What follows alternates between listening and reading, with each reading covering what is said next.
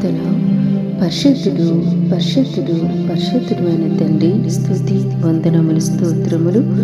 నీ మాటలు త్రొల్లేటి వానిని ఆదుకొని ఉండెను. కృంగిపోయిన మోకాళ్ళు గల వానిని నీవు బలపరిచితివి. మహోన్నతుడు అయిన తండ్రి, దివ్యమైన వాగ్దానము చేత తృప్తిపరిచినందుకు స్తోత్రములు.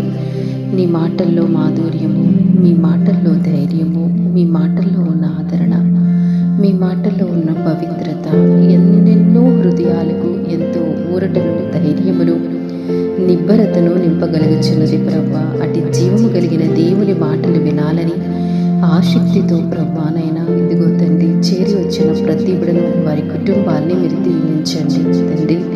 నీ మాటలు దేనికంటేనూ ప్రభా, జుంటి తేనె దారుల కంటేనూ ఎంతో మధురమై ఉన్నవి తండ్రి.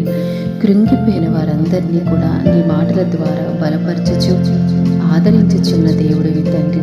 ఎంతోమంది ఎన్నో సమస్యల్లో ఉన్నప్పుడు తండ్రి, నీ మాటే కదా ప్రభా మాకు ధైర్యమునిచ్చి ప్రభా మా జీవితంలో నిబ్బరతనిచ్చి తండ్రి, మా యొక్క బాధల్లో మాకు నెమ్మదినిచ్చేది తండ్రి. మీ చేసే ఉన్నతమైన కార్యాలు అవి మా ఊహకి, మా తలంపులకి అందరంత ఉన్నతములుగా ఉన్నవి తండ్రి.